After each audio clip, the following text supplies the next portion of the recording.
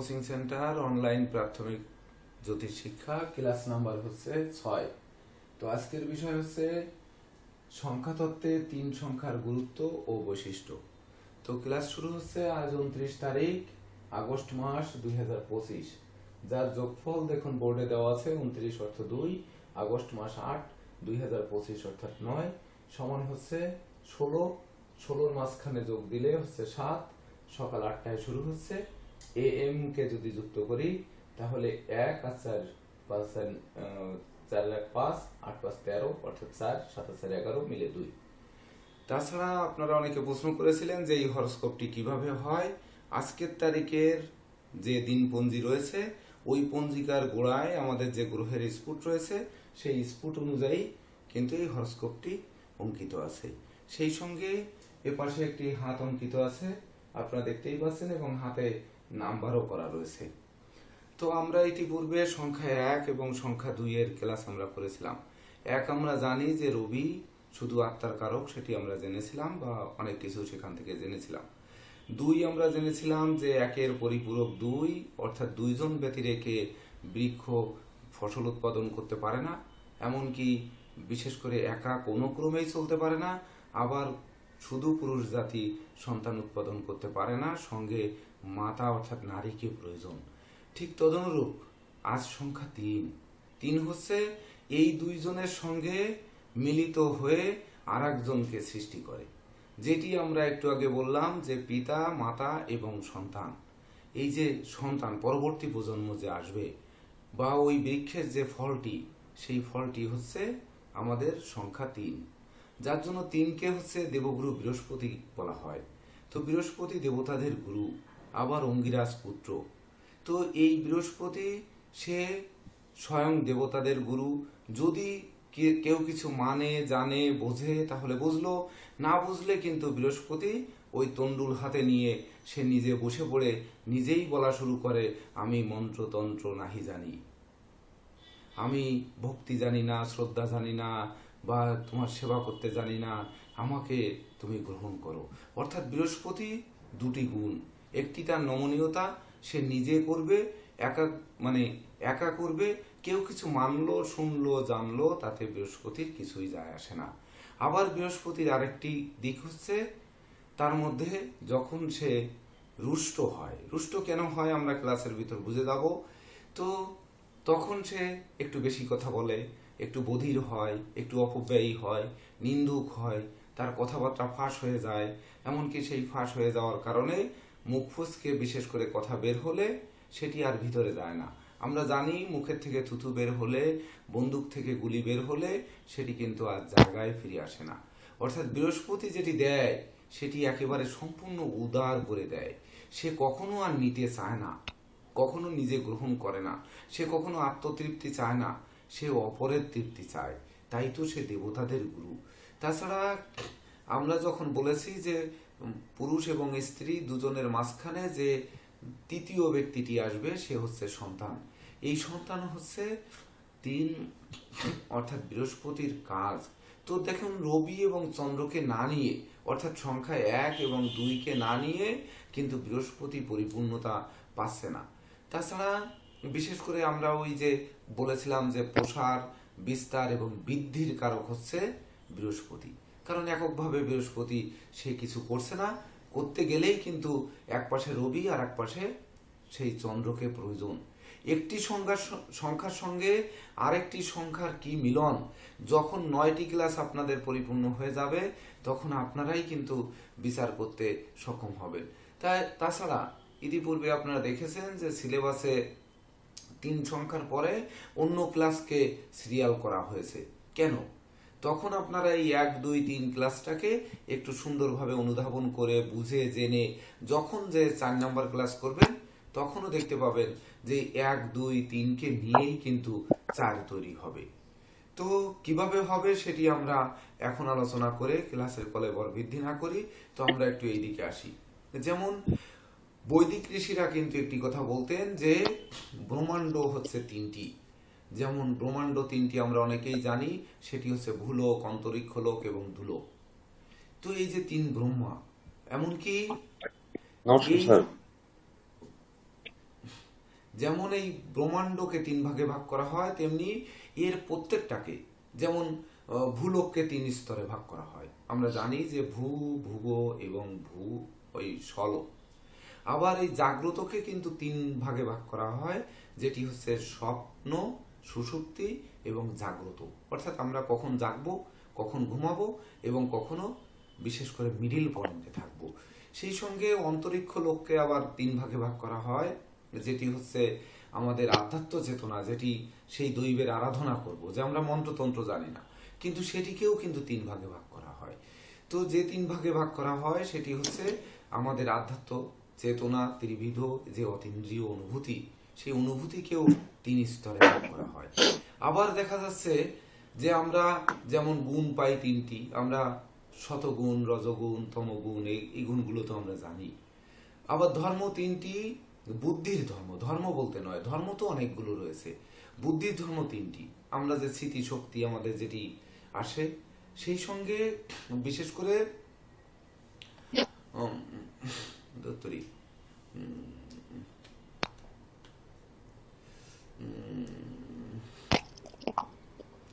স্মৃতিশক্তি যেটি আমাদের মনে স্মরণ করিয়ে দেয়, যেটা আমরা অনুমান করি, যেটাকে অনুমিতি বলি, আবার যেটা প্রত্যক্ষভাবে আমাদের সামনে এসে পড়ে, দেখে আমরা বলি এটি, এই 3টি কিন্তু বুদ্ধির ধর্ম।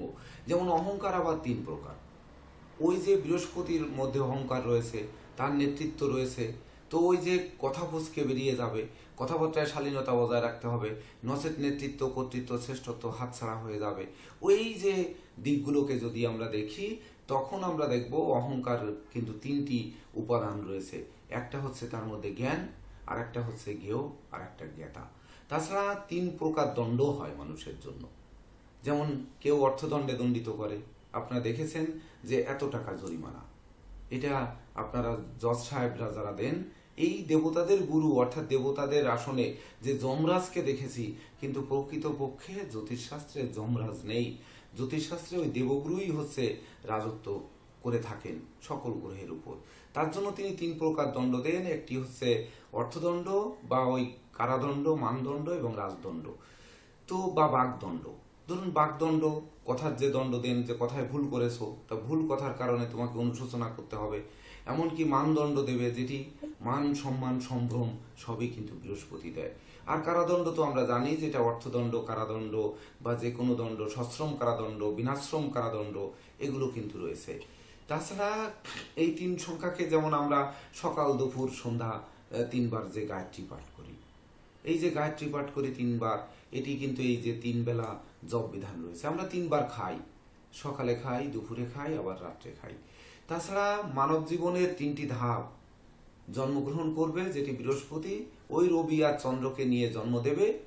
আবার দেখা যাচ্ছে তার সেই জন্মগ্রহণ করার পরে তার যে বেঁচে থাকবে যে সময়টি, সেটি একটি স্তর। আর যখন মারা যাবে, মারা যাওয়ার পরে ওই যে আত্মা, পরমাত্মা যে পথে গমন করবে, বা সেই স্বর্গারোহী হবে, বা স্বর্গের দিকে রওনা দেবে, বা নরকের দিকে দেবে, সেটি আলাদা কথা, কিন্তু সেই মৃত্যুর পরের অংশ। তাছাড়া আমরা তো জানি যে ওই যে বর্তমান কাল, অতীতকাল, ভবিষ্যৎকাল, আমরা 3টি কাল জানি। কই 4টি কাল তো তৈরি হয়নি, তো 3টি কাল তৈরি হয়েছে। সেই সঙ্গে পরম ব্রহ্মাকে আমরা যেমন ব্রহ্মা, বিষ্ণু, মহেশ্বর, অর্থাৎ আবার যে ত্রিশূলের 3 অঙ্গ, এটিও কিন্তু আমরা দেখি। সেই সঙ্গে বিশেষ করে মানব দেহে 3টি বিশেষ করে থাকে, উপাদান থাকে। যেমন একটি হচ্ছে বায়ু, যে বায়ু দ্বারা আমাদের এই মানব দেহ সৃষ্টি। তার মধ্যে অগ্নি থাকবে, অগ্নি স্ফুলিঙ্গের মতো তেজ, আবার বরুণের মতো ঠান্ডা।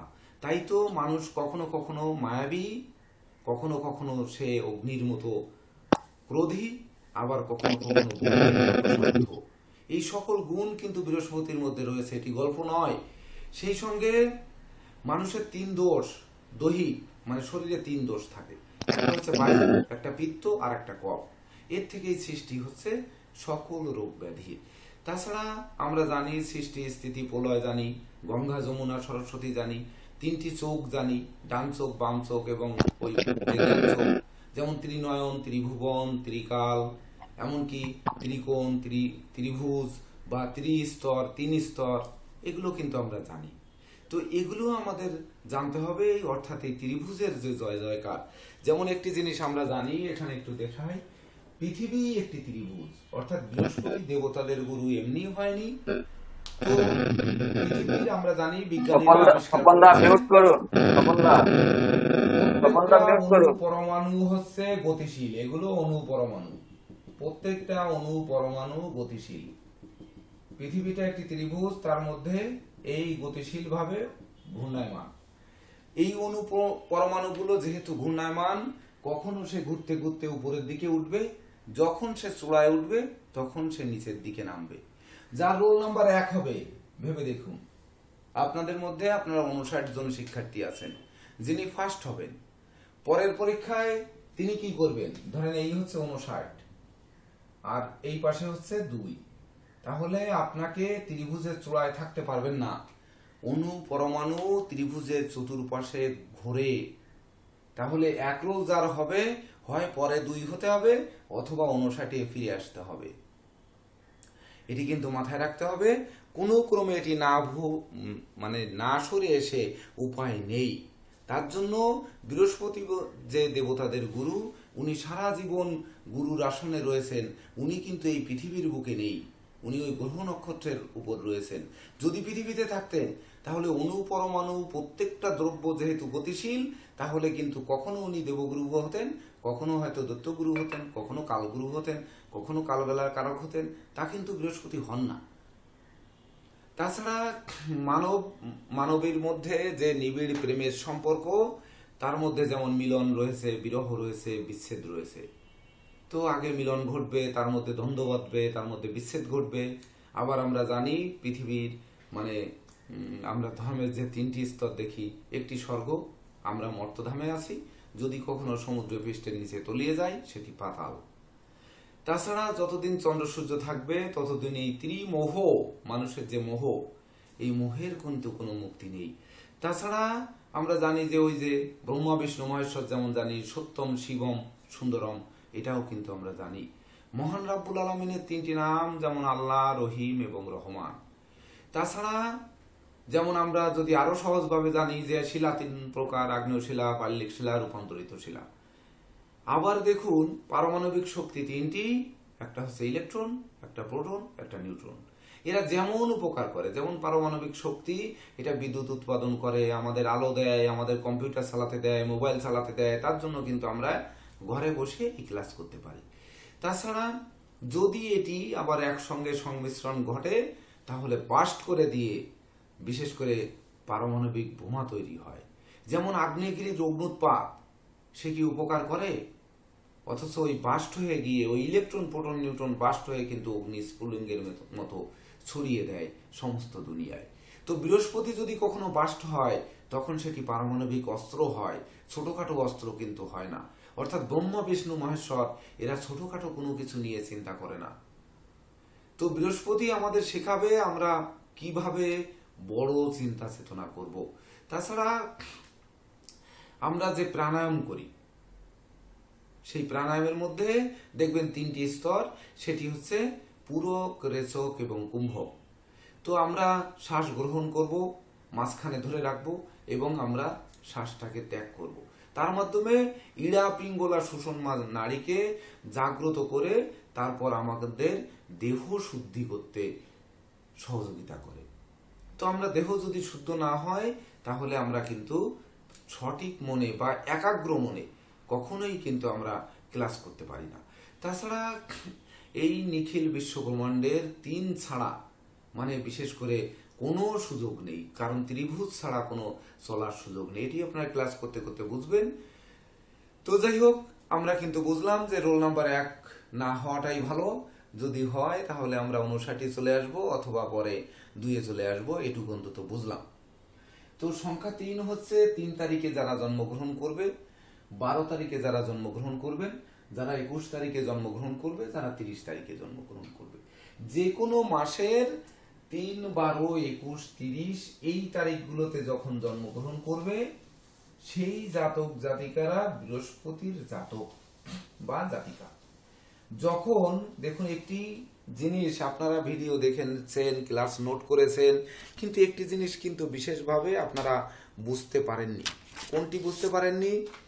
সেটি হচ্ছে আমরা বলেছি যে রবি, যখন আমরা রবির ক্লাস হচ্ছে তখন আমরা রবির কোথায় কোথায় নজর দেব, অর্থাৎ এক সংখ্যার ক্লাস যখন হচ্ছে তখন কোথায় কোথায় নজর দেব, এটি কিন্তু আমরা বলে দিয়েছিলাম। যে এক হচ্ছে রবির নক্ষত্র। তো রবির নক্ষত্র কোনটা? যদিও 1 নাম্বার নক্ষত্র আপনারা হয়তো কল্পনা করেছেন যে 1, 10, 19, 28, 28 নেই 27, কিন্তু তা কিন্তু হচ্ছে না।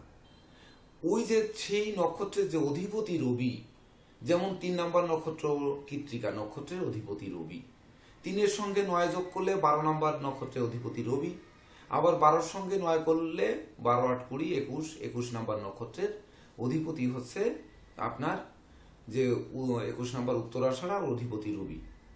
তারপরে আর রবির নক্ষত্র আমাদের পড়ছে না। ঠিক আজকে বৃহস্পতির নক্ষত্র, অর্থাৎ 3 সংখ্যা। তো বৃহস্পতি পুনর্বসু 7, একটু দেখে নিন সংখ্যা তত্ত্বের কত সুবিধা। 7 নাম্বার নক্ষত্র হচ্ছে অধিপতি বৃহস্পতি, 7-এর সাথে 9 যোগ করেন, 9, 7, 16, 16 নাম্বার নক্ষত্রের অধিপতি বৃহস্পতি। তার মানে 16 নাম্বার নক্ষত্র মানে বিশাখা নক্ষত্র। এইবার 16-র সঙ্গে 9 যোগ করেন, 26 মানে 25, 25 নাম্বার নক্ষত্র হচ্ছে আপনার উত্তর ভাদ্রপদ, পূর্ব ভাদ্রপদ, সেটি হচ্ছে অধিপতি বৃহস্পতি। তো এই যে 3টি নক্ষত্রের দিকে আমাদের নজর রাখতে হবে। তাছাড়া বৃহস্পতি 3, যখনই 3 তারিখ আমরা দেখব তখনই চলে যাব আমরা মীন রাশি, অর্থাৎ রাশির অধিপতি বৃহস্পতি, চলে যাব ধনু রাশিতে, ধনুর অধিপতি বৃহস্পতি, ওই জায়গায় কিন্তু নজর দেব। আবার হাতে যখন নজর দেব তখন মীন রাশি কোথায় আর ধনু রাশি কোথায়, মেষ, বৃষ, মিথুন, কর্কট, সিংহ, কন্যা, তুলা, বৃশ্চিক, ধনু, অর্থাৎ এই 9 নাম্বার জায়গায় চলে যাব। আবার মীন অর্থাৎ 12 নাম্বার জায়গায় আমরা চলে যাব। তাহলে মধ্যমা আঙ্গুলের গোড়ার পর্বে চলে যাব, কনিষ্ঠ আঙ্গুলের গোড়ার পর্বে চলে যাব। যখন আমরা যাব এই 7কে আমরা যখন দেখছি, 7-এর সংখ্যা কিন্তু বৃহস্পতি। দেখুন, ভেবে দেখুন তো, 7 নাম্বার নক্ষত্রের সংখ্যা বৃহস্পতি, আমাদের ক্লাস হচ্ছে 3। তো 3 সংখ্যার ক্লাস হচ্ছে, যখন এই 7-এর সঙ্গে 3 যোগ করব তখন কিন্তু 1 হবে। এই 16 নাম্বার নক্ষত্র মানে সমান 7, এর সাথে 3 সংখ্যার ক্লাস হচ্ছে সমান 1। 25 নাম্বার সমান 25, 5 আর 2, 7, এর সাথে আবার 3 নাম্বার নিউমারোলজির ক্লাস হচ্ছে সমান 1, অর্থাৎ 3টি কিন্তু 1, অর্থাৎ রবি। সূর্যকে পর্যন্ত সৃষ্টি করার অধিকার রাখে এই বৃহস্পতি। আবার বৃহস্পতির অশুভ প্রভাবে সূর্যের থেকে ছিটকে পড়ে যায়। ব্রহ্মা, বিষ্ণু, মহেশ্বর যিনি জগৎকে সৃষ্টি করেছেন আমরা মানি, তিনি আবার কিন্তু এই জগতের ধ্বংসের কারক বা প্রলয়ের কারক, এটি মাথায় রাখতে হবে। বৃহস্পতি কখন পাপ হবে, বৃহস্পতির গুণ আপনারা 9টি গ্রহের যে বৈশিষ্ট্য আপনাদেরকে দিয়েছিলাম, আপনারা যদি পড়ে থাকেন তাহলে বৃহস্পতির গুণ কি, বৃহস্পতির দোষ কি, এগুলো ওখান থেকে পড়েছেন। তাছাড়া আপনাদের আমার রচিত যে মানব কল্যাণে গ্রহরত্ন বইটি দিয়েছি, ওখানে দেখবেন বৃহস্পতির রত্ন পোকরাজ, পোকরাজের উপকারিতা আর অপকারিতা। এই উপকারিতা আর অপকারিতা যদি পড়েন তাহলে অপকারিতা যেটা, সেটা হচ্ছে বৃহস্পতির অশুভত্বে ঘটে, আর যেটা উপকার সেইটা হচ্ছে বৃহস্পতির শুভত্বে ঘটে। তো তার মধ্যে যদি একটু লক্ষ্য রাখেন, ওখানে প্রত্যেকটি 9টি রত্নের যে ব্যাখ্যা রয়েছে, 1 নাম্বার ক্লাস আপনারা করেছেন, ওই কলামটি পড়ে আসবেন। যখন 2 নাম্বার ক্লাস দেখবেন তখন ওই 2 নাম্বার চন্দ্রের রত্ন মুক্তার জন্য উপকারিতা অপকারিতা কি, এটা পড়ে আসবেন। আজকে বৃহস্পতির ক্লাস করছেন, আপনারা বৃহস্পতির রত্নের উপকারিতা অপকারিতা পড়ে আসবেন। সেই সঙ্গে আপনাদের পড়তে হবে কিন্তু ওই ধনু এবং মীন রাশি বা ধনু এবং মীন লগ্নের যে বৈশিষ্ট্য রয়েছে এটিও কিন্তু পড়ে নিতে হবে। তারপরে তো আমরা জানবো যে বৃহস্পতি কর্কটে তুঙ্গস্থ হয়, মকরে সে নিচস্থ হয়, বৃহস্পতি তার মূল ত্রিকোণে অবস্থান করলে কি হয়, এগুলো তো জানেন, সেই অনুযায়ী সেই গৃহগুলোতে চলে যাবে। তো যাই হোক, তাহলে আমাদের যে নক্ষত্র সংখ্যার সঙ্গেও কিন্তু ক্লাসকে যোগ করলে প্রত্যেক সংখ্যার নক্ষত্র সংখ্যাকে যখন যোগ করবেন দেখবেন ওই একক সংখ্যায় রূপান্তর হয়ে চলে আসছে। এটি আপনারা পরে দেখে নেবেন।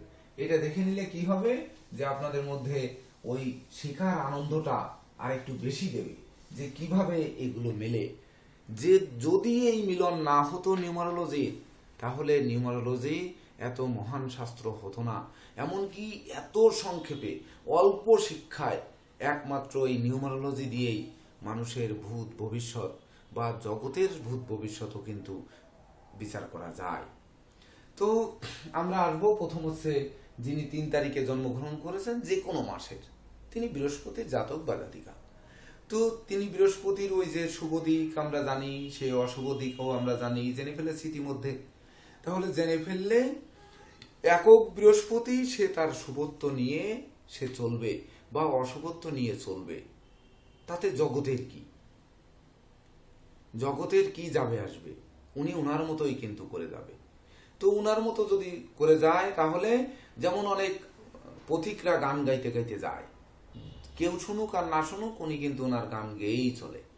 আবার দেখা যাচ্ছে নৌকা বাইছে, নৌকা বাইতে বাইতে ভাওয়াল গান গাইতে গাইতে চলছে, সমুদ্রের মধ্যে কে শুনছে, বড় বড় নদীর মধ্যে কে শুনছে, কিন্তু উনি গাইতে গাইতে যাচ্ছে।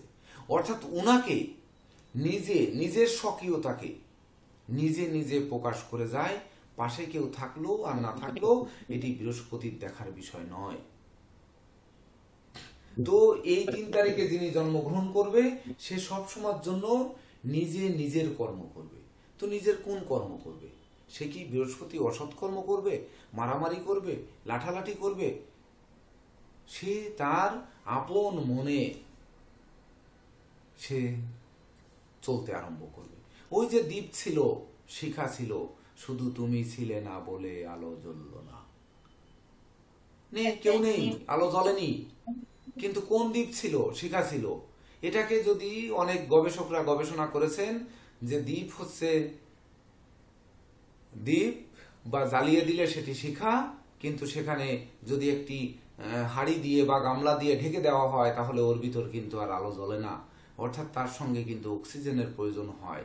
তো বৃহস্পতি কখনোই অক্সিজেন চায় না। যদিও দ্বীপ ছিল, শিখা ছিল, তুমি ছিলে না বলে আলো জ্বললো না। তুমি নেই বিধায় বৃহস্পতি গান গাইবে না বা বৃহস্পতির আলো জ্বলবে না, তা কিন্তু নয়। তাকে ঢেকে দিন আর তাকে আগলে দিন, সে জ্বলবেই, তার আর অক্সিজেনের প্রয়োজন হয় না, তিনি সবার শীর্ষে। তাছাড়া এই বৃহস্পতির মধ্যে তার পজিটিভ গুণ থাকুক আর নেগেটিভ দোষ থাকুক, যেটি থাকুক সেটি সে সগর্বে বলবে। ওই যে বললাম আমি মন্ত্রতন্ত্র জানি না, জ্যোতিষবিদ্যা জানি না, শাস্ত্র জানি না, কিন্তু আপনাদের সামনে কথা বলেই যাব।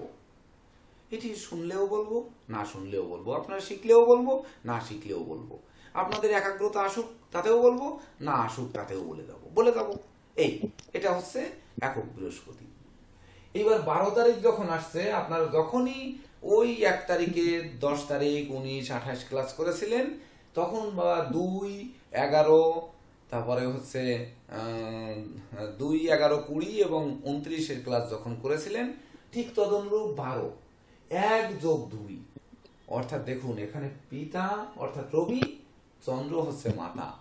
তো মা আর পিতা দুজন পাশাপাশি বসে রয়েছে, তাদের মাঝখান থেকে যে 3 আসছে, এই 3ই হচ্ছে সন্তান। ওই 3 হচ্ছে ব্রহ্মা বিষ্ণু মহেশ্বর, এর হচ্ছে পরিপূর্ণ মিলন।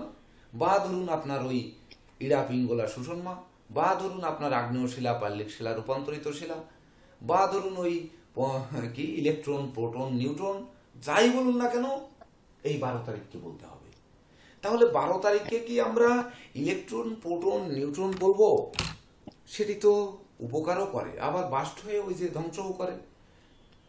আগ্নেয়গিরির অগ্নুৎপাতে যেমন একেবারে আগুনের গোল্লা আর যে ধোঁয়ার কুণ্ডলী, তার মাধ্যমে আশেপাশের লোক পুড়িয়ে ছারখার হয়ে যায়। তো এই 12 তারিখের যে বৃহস্পতি, ইনি কি ওই অগ্নিস্ফুলিঙ্গ ঘটিয়ে সে ধ্বংস করে দেবে কিনা। রামধনু বা রংধনু, যে রংধনু ওঠে, রংধনুর 7টি রং আমরা জানি, বেগুনি, নীল, আকাশী, কমলা, আর কি কি যেন, ওই যাই হোক 7টা, বেনি, আসহ, কলা না কি যেন বলে সেটি। তো এই যে তাদের উপকারিতা কি? তো বৃহস্পতি কিনা রবি অর্থাৎ সূর্য এবং চন্দ্র দুজন থেকে সৃষ্টি হয়েছে। আমরা যদি সৃষ্টির তত্ত্ব দেখি তাহলে সৃষ্টি কোথা থেকে হয়েছে? যেমন আমরা রুদ্রাক্ষ ধারণ করি, রুদ্রাক্ষ কি বলা হয়? ভগবান শিবের চোখের জল। আবার আমরা 51 পীঠ বলি, সতীকে 51 খণ্ডে খণ্ডিত করা হয়েছে, তার খণ্ড যেখানে পড়েছে সেটি একটি পীঠ বা তীর্থস্থান। তাহলে উনি ধ্বংস করেছে, সেই ব্রহ্মা ধ্বংস করেছে। ব্রহ্মা বিষ্ণু মহেশ্বর মিলেই তো শিব হয়েছে, তিনি ধ্বংস করেছেন, তবুও 51টা পীঠ তৈরি করেছেন। তিনি গণেশের গলা ছেদন করেছেন, আবার উনি হচ্ছে সর্বাগ্রে তার পূজা দেওয়ার অনুমতি দিয়েছেন। অর্থাৎ 12 তারিখের যে বৃহস্পতি সৃষ্টি হয়েছে, সূর্য দ্বারা সৃষ্টি, সূর্যের এক অংশ খসে পড়েছে আর চন্দ্রের আরেকটি অংশ খসে পড়েছে, দুটির মধ্য দিয়ে বৃহস্পতির সৃষ্টি হয়েছে। অর্থাৎ নিঃসন্দেহে শুভ বৃহস্পতি। রবির তেজ, আপনারা রবির যে গুণগুলো পড়েছেন, অর্থাৎ এক সংখ্যার যে গুণ, সেই গুণগুলো তার মধ্যে থাকবে। 2 নম্বরের গুণগুলো পড়েছেন, অর্থাৎ 2-এরও গুণগুলো থাকবে। তো 2-এর গুণ স্নেহ, মায়া, মমত্ব, ভালোবাসা। 1-এর গুণ হচ্ছে তার সুনাম, যশ, খ্যাতি, প্রতিষ্ঠা। এই দুটি গুণ মিলে বৃহস্পতি একসঙ্গে একটা বড় পোটলা হবে। অর্থাৎ রবির এত বড় সূর্যের তেজ আর এত বড় চন্দ্রের তার মমত্ব, দুটি মিলে যে বৃহস্পতি সৃষ্টি হচ্ছে, এই বৃহস্পতি ধ্বংসকারক নয়।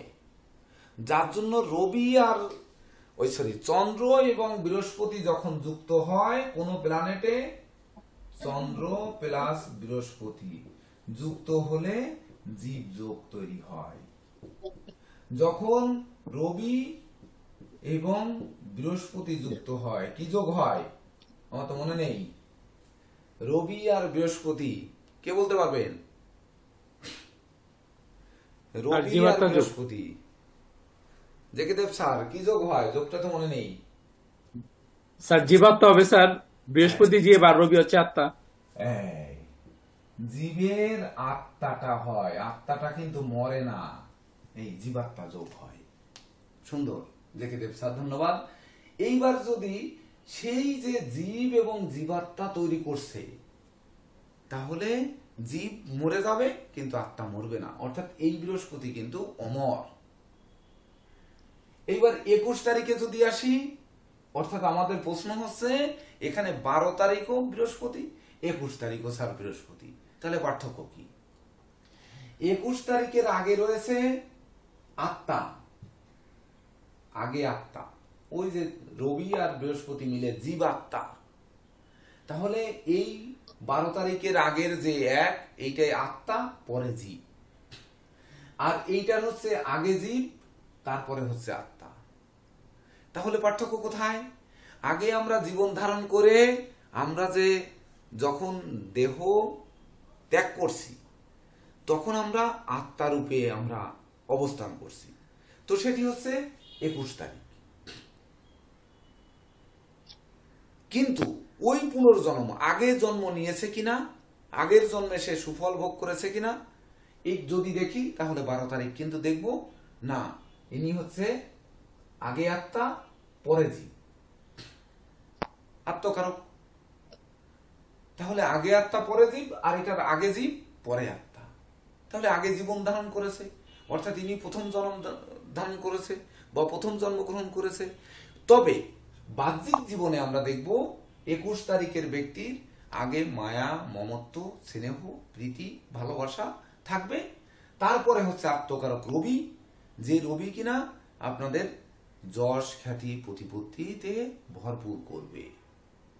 তাহলে নরম ব্যক্তি, অর্থাৎ আগে নরম, তারপরে সে যশস্বী, কৃপা করে যশ লাভ করবে, লড়াই করে নয়।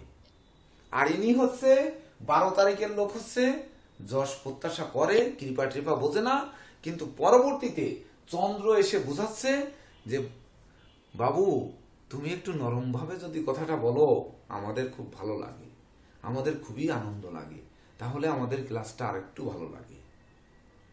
এই বলতে শিখায় হচ্ছে 21 তারিখের 12 তারিখের যে জন্মগ্রহণকারী বৃহস্পতি। আর 21 তারিখের হলে সে আগে তার মতো বলে যাবে, সে তার মতো চলবে, কিন্তু পরে আরো ওইটাই, যেমন আগুন জ্বলতে লাগলে, যেমন হোমের আগুনে ঘিতা হুতি যখন দেই, তখন যেমন জ্বলে ওঠে, অর্থাৎ 21 তারিখের বৃহস্পতি কিন্তু জ্বালিয়ে উঠাবে। অর্থাৎ জ্বালিয়েই তো সেই আত্মাকে দেবে কিভাবে? আমরা শ্মশানে নিয়ে যাব, সেখানে নিয়ে আমরা তার ওই এই জীব দেহ, এহ জগতের যে দেহ, এই দেহকে বিলীন করব, আত্মাটি আকাশে উড়ে যাবে। এটি কিন্তু এই 21 তারিখ। এইবার 30 তারিখ, ওই 3 তারিখে যিনি জন্মগ্রহণ করেছেন, আমরা যেমন 10 তারিখ তারপরে 20 তারিখের যে ক্লাসগুলো করেছিলাম, মানে যে সংখ্যাগুলো আমরা যখন ক্লাস আলোচনা করেছিলাম, 30 তারিখের বৃহস্পতির মধ্যে শূন্য। ইনি যদি মন্ত্রতন্ত্র জানি না বা মাঝি নিজের মতো নৌকা বেয়ে যাচ্ছে। আপনার মাঝির একটি কবিতা মনে হয় পড়েছেন, মাঝি সাঁতার জানো না, না হলে গুগল থেকে একটু পড়ে নেবেন। যে মাঝি সাঁতার জানে না, আবার ওই পণ্ডিত মশাই, সে ওই কবিতার নাম মনে হয় পণ্ডিত কি যেন, যাই হোক, যে নৌকায় কবিতার নাম জীবনের হিসেব, জীবনের হিসেব, জীবনের হিসাব হতে পারে। ওই মাঝি সাঁতার জানো না দিলেই চলে আসবে ওই কবিতাটা। তো যাই হোক, এটা যার যার একটু পড়ে নেবেন। ঠিক তদনুরূপ যে এই 30 তারিখে জন্মগ্রহণকারী জাতক জাতিকা, পাশে তার শূন্যতা রয়েছে, অর্থাৎ চতুর্দিকে ধুধু করছে। কিন্তু বৃহস্পতি ধুধু করছে, তাতে কি হয়েছে? উনি যখন একক মনে যখন উনি উনার ধর্ম প্রচার, উনার জ্ঞান গরিমা প্রচার, উনার বিদ্যা প্রচার, মানে উনার যাবতীয় পজিটিভ দিকগুলো যখন উনি প্রচার করে যাচ্ছেন, তখন তো উনি ভাবেননি তা শূন্যতা থাকলেই বা কি, না থাকলেই বা কি। কিন্তু একটু ভেবে দেখুন, যখন মরুভূমির উপরে বা ওই পাহাড়ের উপরে বা ধরুন ওই হিমালয়ের উপরে যখন বাবা লোকনাথ ব্রহ্মচারী বা বিভিন্ন সাধকরা যখন ধ্যান করেছিলেন, চতুর্পাশে দেখা গেছে শুধু ধুধু করা বরফ বা ধুধু করা বালু, উত্তপ্ত বালু। সেই মরুভূমির উপরে বা জঙ্গলের ভিতরে সেখানে ওই বিষধর সাপ, জন্তুর শিয়াল অনেক কিছু চলে আসছে, তারপরেও তারা কিন্তু সেখান থেকে আসেনি। তাহলে ইনার পাশে ধুধু করা অবস্থান, উনি যদি তার দিকে তাকায়, তাহলে এমনকি চোখ ঝলসে পর্যন্ত যেতে পারে। আপনারা গৌতম বুদ্ধ, ভগবান বুদ্ধ যখন বুদ্ধত্ব লাভ করেছেন, শেষ দিনের সাধনায় উনার উত্তপ্ত শরীর দেখে তখন শামুকরা মাথায় উঠে গেছিল। গৌতম বুদ্ধের, ভগবান বুদ্ধের মাথায় যে টোপলা টোপলা থাকে, এই টোপলা টোপলা টোপলা নয়, এটা রং করে তৈরি করা হয়নি, ওই মূর্তি করার সময় ওই ডিম্বল ডিম্বল করা হয়নি, টিউমারের মতো দেখতে। ওগুলো হচ্ছে শামুক উঠে এসে ওখানে মাথার চতুর্পাশে তারা আশ্রয় নিয়েছে। যে এই শামুকের ঠান্ডায় শরীরে একটু শামুক ধরে লাগায় দিয়ে দেখবেন, আস্তে আস্তে ও হাঁটবে, সে জায়গা ঠান্ডা হতে হতে যাবে এবং পরিষ্কার ফর্সা করতে করতে যাবে। অনেক কালো মেয়েরা বা কালো ছেলেরা নিজের ত্বককে ফর্সা করার জন্য মুখে শামুক লাগিয়ে দিয়ে ইস্পা নাকি যেন ওই পার্লার টাল্লারে এগুলো কিন্তু করে থাকে। এই শামুক কত ঠান্ডা, কত শান্ত, এটা না লাগিয়ে দিলে বুঝবেন না। তো এই শূন্যতার মাঝে এখানে কিন্তু শামুক লাগাতেও আসার লোক থাকবে না, কারণ সে যা দেখবে সব শূন্য। কিন্তু তাতে তার কিছু যায় আসে না। ওই 2 তারিখের মানে 20 তারিখের বা 10 তারিখের যে রাজার সামনে শূন্যতা, রাজত্ব রয়েছে, কিন্তু বৃহস্পতি কিন্তু রাজত্বকে কখনোই কল্পনা করে না। অর্থাৎ বৃহস্পতির শূন্য থাকুক আর না থাকুক তার কিছু যায় আসে না, যদিও তার শূন্যতা থাকবেই। তো একা থাকতে যখন একক মনে চলতে পারে, শূন্য থাকলেও বৃহস্পতি কিন্তু তার দিকে তাকায় না, যা থাকে থাকুক। শূন্যতা উনাকে আকৃষ্ট করার চেষ্টা করে বা উনাকে ব্যাঘাত সৃষ্টি করার চেষ্টা করে, কোনো ক্রমে ব্যাঘাত সৃষ্টি করতে পারে না।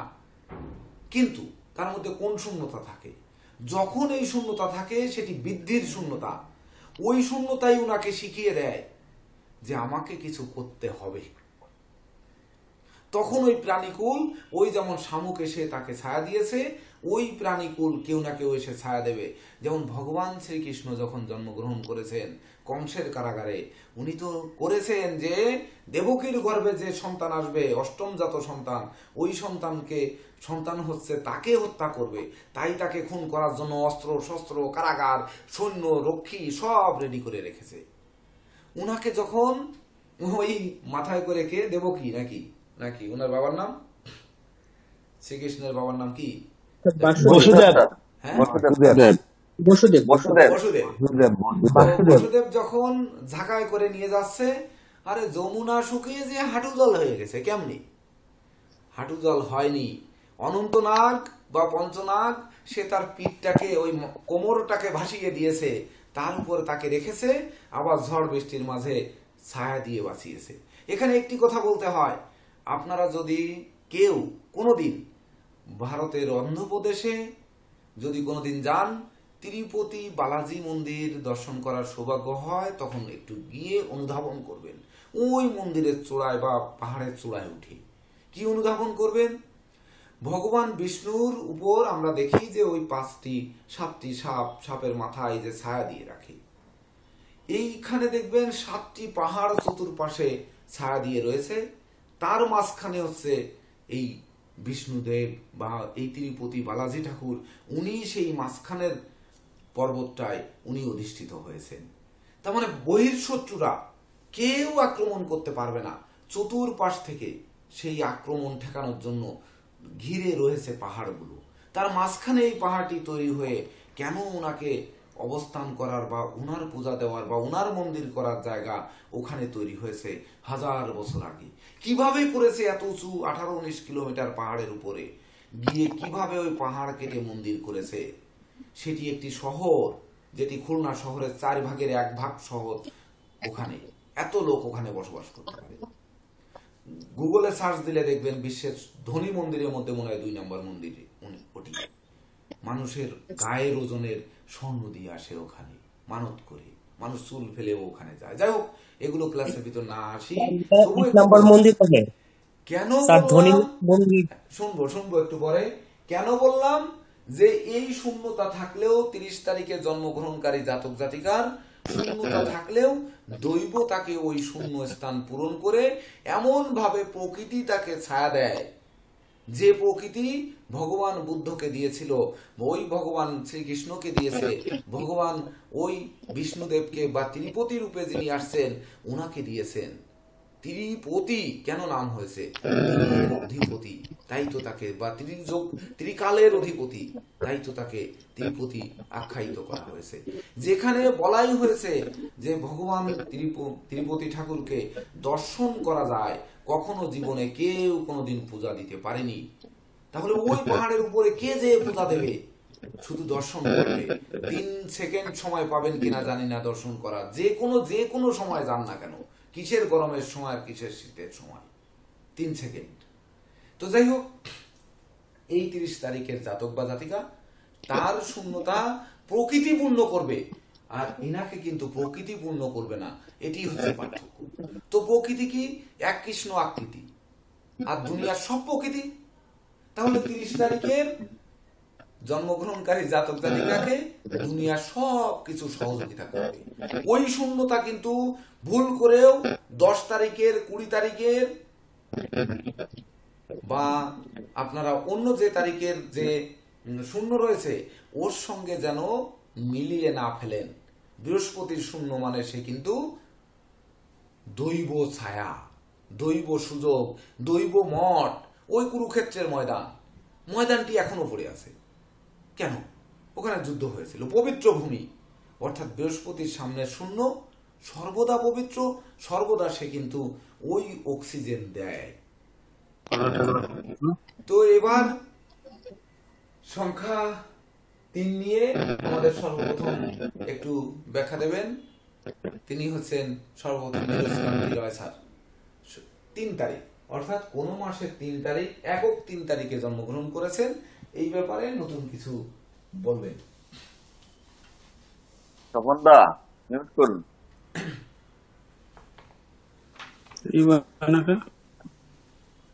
গুরুজিকে নমস্কার। নমস্কার। আপনারা এতক্ষণ এই 3 তারিখের বিভিন্ন মাহাত্ম্য নিয়ে শুনলেন। আমাকে যে বিষয়টি বলতে বলা হয়েছে সেটা হচ্ছে একক 3। আপনারা ইতিমধ্যে জেনেছেন যে বৃহস্পতি এমন একটি সংখ্যা বা এমন একটি গ্রহ যার ভিতরে সকল প্রকার গুণ বিদ্যমান, কিন্তু তার অবগুণ যদি তৈরি হয় তার বিপরীত ফল দিতে পারে। একক 3 মানে ব্যক্তি সবসময় জ্ঞানের আকাঙ্ক্ষা তার ভিতর থাকবে। সবসময় সে একটা স্থান নিতে চাইবে, যখন সে অপরের তাকে মানুক আর না মানুক, সে তার নিজস্ব চিন্তায়, চেতনায় নিজেকে প্রকাশিত করার চেষ্টা করবে। অপরের ধার সে ধারবে না।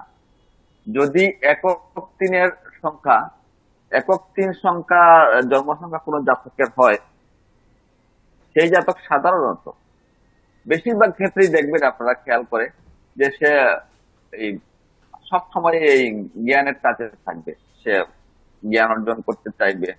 তার ভিতরে সে যেখানে যাবে সে কথা বলবে, সবসময় একটু আধ্যাত্মিক কথাবার্তা বা সবসময় একটু শিক্ষণীয় কথাবার্তা বলবে, জ্ঞান চর্চা করবে। আপনারা একটা জিনিস খেয়াল করে দেখবেন, যখনই কোনো জ্ঞানী ব্যক্তি, এই একক জ্ঞানীদের একটা সমস্যা আছে। সমস্যা হলো একক তিনের একটা সমস্যা আছে। সমস্যাটা হচ্ছে ওনাদের ভিতর প্রচুর থাকে, কিন্তু ডেলিভারি দেওয়ার জায়গা ওনাদের নেই। তখন ওনারা নিজেদের মধ্যে সেটা রেখে দেন।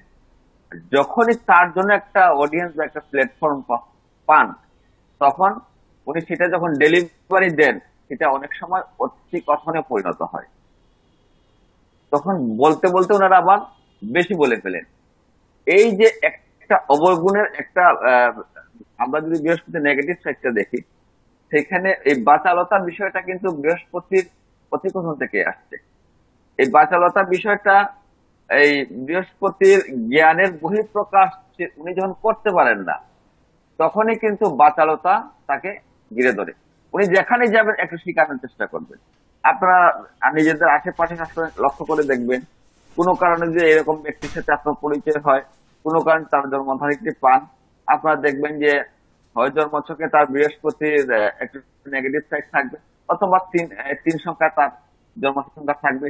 তার জ্ঞান থাকবে, তার ভিতরে আকাঙ্ক্ষা থাকবে, তার ভিতরে আপনার সততা থাকবে, কিন্তু তার সততা কখনো মানুষের কাজে আসবে না। মানে তার সততাটা এই অপরের কাজে কখনো আসবে না। উনি উনার সততা দিয়ে অন্যদেরকে উনি প্রভাবিত করতে পারবেন না। উনাকে সাধারণ লোক মনে করবে, কিন্তু ওনার যে একটা বিশাল জ্ঞান ভান্ডার থাকবে, উনি নিজের জন্য সবসময় নিজেকে সমৃদ্ধ করার জন্য জ্ঞান অর্জন করবেন। আর যখনই কথা বলার সুযোগ পাবেন, তখনই সেটা ডেলিভারি দেওয়ার চেষ্টা করবেন, কিন্তু ডেলিভারি দেওয়ার জন্য উনি অডিয়েন্স খুঁজে পাবেন না। এই ধরনের মানুষ যারা আছেন, তাদের সাথে আপনারা এটা বিচার করে দেখবেন যে অতি বাচালতা কিন্তু বৃহস্পতি নেগেটিভ অবগুণ থেকে আসে। বৃহস্পতি যখন নেগেটিভ হয়ে যায়, উনি জ্ঞান জানেন, উনি পড়াশোনা করতে ভালোবাসেন, এমন কোন জ্ঞান নাই উনি যেটা অর্জন করতে চান না, কিন্তু ডেলিভারি দেওয়ার ক্ষেত্রে উনার আর অডিয়েন্স থাকে না। এটা ওনাকে অনেক পীড়া দেয়, এখানে অনেক পীড়া দেয়। তখনই এই অনেকটা হতাশা এই বৃহস্পতি জাতকের ভিতর চলে আসে। তো একক বৃহস্পতির আমরা বলতে পারবো, এটাই বলতে পারি এক কথায় যদি বলি, সেটা হচ্ছে ওনার পথ চলা কখনো মসৃণ হয় না। ওনারা যেভাবে চলেন, ওনাদের উপর দৈব আশীর্বাদ সৃষ্টি করতে পারেন, সৃষ্টিটা ওনার ভিতরে নেই। উনি নিজের জন্য পড়েন, নিজের জন্য জানেন, নিজের জন্য তৈরি করেন, কিন্তু অডিয়েন্স খুঁজে পান না, যার কারণে ওনার ভিতরে নেগেটিভিটি এমনিটি তৈরি হয়ে যায়। তো যাদের একক বৃহস্পতিতে জন্ম, তারা আপনারা খেয়াল করবেন, একক তিন সংখ্যা যাদের জন্ম, তাদের জন্মচার যাচাই করলে আপনারা দেখবেন যে বৃহস্পতির একটি হইল নেগেটিভ গুণ, নেগেটিভ ইফেক্ট তার বাড়তেছে আছে। তো আমি এইটুকুই বলতে পারলাম আর স্যার। এবার আমাদের জেকে দেব স্যার 12 তারিখে জন্মগ্রহণকারী জাতক জাতিকার যে আমার অপূর্ণতা যেটা রয়েছে, সেটি আপনি সুন্দর করে একটু ব্যাখ্যা করবেন, যিনি 12 তারিখে জন্মগ্রহণ করেছেন। স্যার আপনার অপূর্ণতা তো আমি পূরণ করতে পারবো না স্যার। অবশ্যই পারবেন, অবশ্যই পারবেন। দেবগুরু বৃহস্পতি এখানে অধিষ্ঠিত হয়েছেন, এটি পারবেন। যেটি আমাদের নীরজ স্যার একটি কথা বলেছেন যে শূন্যতা ধরুন তার মধ্যে থাকবেই, কিন্তু শূন্যতা কখনোই সে কল্পনা করবে না, কারণ বৃহস্পতি ওই তার শূন্যতাকে ত্যাগ করে সে জন্ম জন্মান্তরে সে সর্বদা চলবে। যার জন্য গ্রহচক্রে বৃহস্পতি এবং রাহু যুক্ত থাকলে গুরু চণ্ডাল দোষ তৈরি হয়। কিন্তু যারা চণ্ডাল হয় ওই সেই রাবণ, ওই দত্তরি রামায়ণ রচনা বাল্মীকি মুনি রত্নকর দস্যু, তার মধ্যে তো সেই দস্যুতা ছিল, কিন্তু দস্যুতাকে ধ্বংস করে তার মধ্যে কিন্তু সেই রামায়ণ রচনা করেছেন, বাল্মীকি মুনি হয়েছেন তিনি। তো যাই হোক, এ ব্যাপারে আরো একটু পরে বলবো, আগে জেকে দেব স্যার নেন। 12 তারিখে জন্ম তারিখ আছে। সেই জন্ম তারিখে আমরা দেখতে পাচ্ছি এখানে রবি এবং চন্দ্রের সমন্বয় আছে। আমরা ইতিমধ্যে জেনেছি রবি হচ্ছে আত্মার কারক আর চন্দ্র হচ্ছে মাতার কারক। আবার রবি হচ্ছে পিতার কারক, চন্দ্র মাতার কারক। আবার চন্দ্র কিন্তু আমাদের চিন্তারও কারক। এখন আমরা যদি একটু আলাদাভাবে দেখি, প্রথম 12 তারিখে নিয়ে যদি আমরা চিন্তা করি, 12 তারিখে আমরা হচ্ছে পিতা পেলাম আর চন্দ্র মাতা পেলাম। তাইলে এই 12 তারিখ থেকে যে 3 সংখ্যা আমরা পেয়েছি, 3 সংখ্যাটা কি? 3 সংখ্যা হচ্ছে জ্ঞানের কারক, 3 সংখ্যা হচ্ছে আদর্শের কারক, 3 সংখ্যা হচ্ছে গুরুর কারক। তাহলে এই 3 সংখ্যায় যে গুরু আমরা পাবো, সেই গুরু মধ্যে একই সাথে পিতার যে পিতৃত্ব সুলভ মানসিকতা থাকবে, সেই সাথে চন্দ্রের যে মাতৃত্ব সুলভ স্নেহ ভালোবাসা সেটাও থাকবে। আবার এই যে 12 তারিখের যে আপনার রবি আপনার আত্মার কারক, অর্থাৎ আত্মমর্যাদা যেটা, সেটা যেমন আমরা পাবো, এবং একই সাথে 2 এর হচ্ছে চিন্তার দৃঢ়তা, আমরা কিন্তু সেটাও পাবো এই বৃহস্পতির মিলে। আর এই বৃহস্পতি জ্ঞানের কারক, তাহলে এই যে জ্ঞানটা পাবো, সেই জ্ঞানটা হচ্ছে সূর্য যেরকম প্রকাশের কারক অর্থাৎ উজ্জ্বল, সেই উজ্জ্বলতা পাবো আমরা। আর একই সাথে চন্দ্র হচ্ছে সফট, মানে সূর্যের তেজ। আমরা সকালের যে সূর্য, শীতের সকালে যদি আমরা সবাই কিন্তু সূর্য স্নান করার জন্য শীতের সকালে সূর্যের সামনে, রশ্মির সামনে আমরা সবাই গিয়ে বসি, ঠিক আছে? তো এই যে সূর্যের রশ্মি, সেটা হচ্ছে আমাদেরকে উষ্ণতা প্রদান করে, আমাদেরকে তার জ্যোতির ছায়া তোলে, আমাদেরকে সূর্য স্নান করায়। আর কিন্তু দুপুরের পরে যে সূর্য, সেটা কিন্তু অত্যন্ত প্রখর থাকে। তাহলে আমরা এখানে যে সূর্য পাবো, সেই সূর্য আমাদেরকে পিতার যেমন শাসন দেবে, তেমনি ভাবে মাতার স্নেহ ভালোবাসা দিয়ে আমাদেরকে সেই জ্ঞানটা ধারাবাহিকভাবে প্রবাহমান করে দিবে আমাদের। আমরা 1 সংখ্যা থেকে যে আত্মমর্যাদা পেয়েছিলাম, এবং 2 সংখ্যা থেকে যে আমরা আপনার চিন্তা চেতনা পেয়েছিলাম, আবার 3 সংখ্যা থেকে আমরা পাচ্ছি হচ্ছে সেটা হচ্ছে আমাদের আদর্শ। তাহলে 12 তারিখে যিনি জন্মগ্রহণ করবেন, তিনি যেহেতু তার মধ্যে আত্মা এবং চিন্তা আছে, তার মধ্যে পিতা এবং মাতা আছে, তাহলে নিঃসন্দেহে তিনি একজন আদর্শবান ব্যক্তি হবেন। 12 তারিখ যে ব্যক্তি জন্ম হবে, তিনি আদর্শকে লালন করবেন। এবার আপনার ডান পাশে দেখুন একটা জন্মছক আঁকা আছে। তো জন্মছকে আমরা কি দেখব? আমরা দেখব সেই আদর্শটা জন্মছকে কোন পর্যায়ে আছে। আজকে এই জন্মছকটিতে আপনার দেখা যাচ্ছে বৃহস্পতি একাদশে আছে।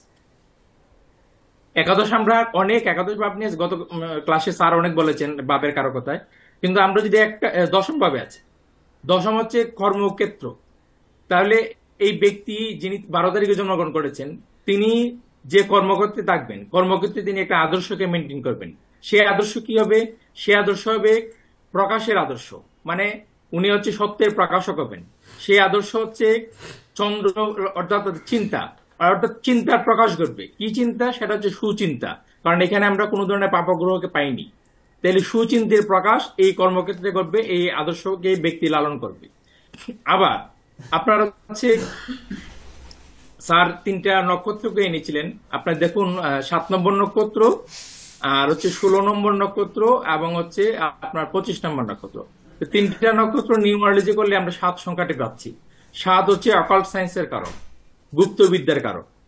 তাহলে বৃহস্পতি যিনি গুরু, তিনি কিন্তু আপনার একটা নির্দিষ্ট গুপ্ত বিদ্যার চর্চার মধ্যেই উনি গুরুত্ব লাভ করেছেন।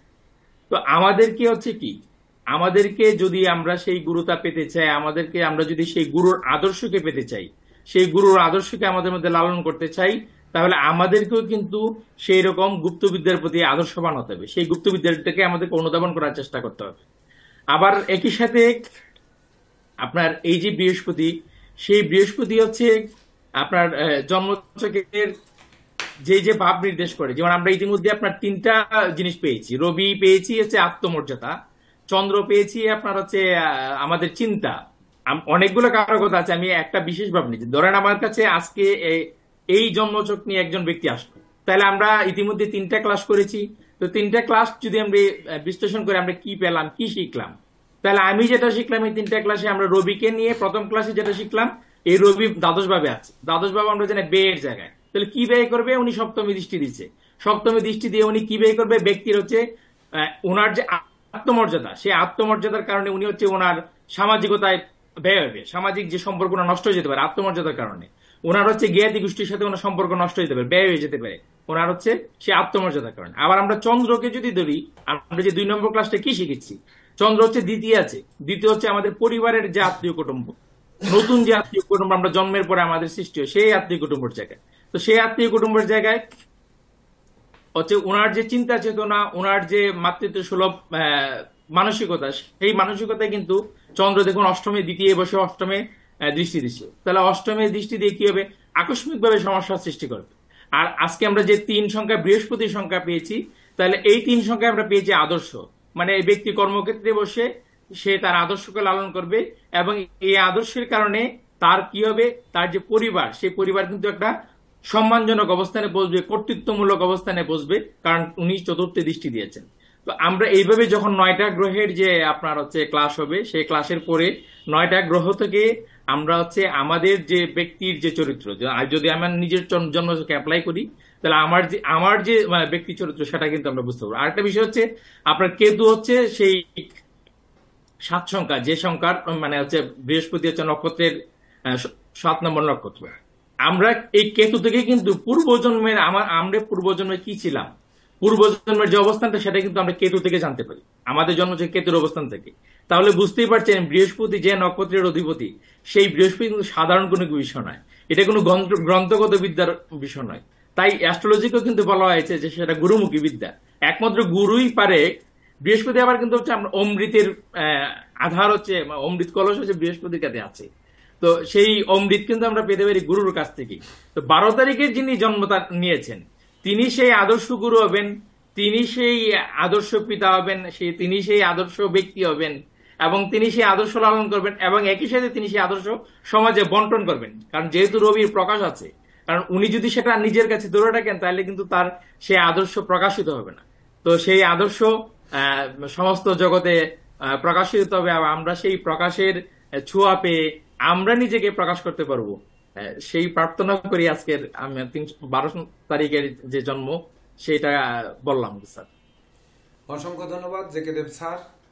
তো আমাদের এখানে দেখেন শ্রী অমিয় ভট্টাচার্য ভিডিও অফ আছে, আমাদের টিটু দাস স্যার ভিডিওটা একটু অন করুন, অভিজিৎ দাস, সঞ্জয় রয়, বিষ্ণু মহন্ত, শ্যামাপ্রসাদ বাবু তো গাড়িতে আছেন, হৃদয় নন্দী বাবু আছেন কিনা নেই জানি না। তো এবার এখানে মাঝপথে আমি আলোচনা না করে আগে আমরা একটু আসি, বিশেষ করে 21 তারিখ নিয়ে আলোচনা করবেন আমাদের টিটু দাস স্যার ত্রিপুরা থেকে। আছেন টিটু দাস স্যার?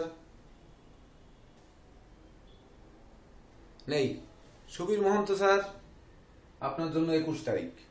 হ্যাঁ স্যার, প্রণাম স্যার। হরে কৃষ্ণ স্যার। ওই হরস্কোপটা স্যার বুধ এমন তো সিংহে ঢোকেনি মনে হয় স্যার, বুধ আর শুক্র, বুধ মানে কর্কটে আছে নাকি? এটা নিয়ে চিন্তা নেই, যদি কর্কটে থাকে সেটা কর্কটে হবে। আগে আপনি 21 তারিখের এটা দিন আগে, আমি দেখে নিচ্ছি তখন। ঠিক আছে স্যার, ওকে। তো আজকে বৃহস্পতির ক্লাস। বৃহস্পতি হলো জ্ঞানের গুরু, দেবতার গুরু, দেবগুরু। বৃহস্পতির সংখ্যা 3, 12, 21 এবং 30। এই সব তারিখে জন্মগ্রহণ জাতকেরা কিন্তু বৃহস্পতির জাতক বলা হয়ে থাকে।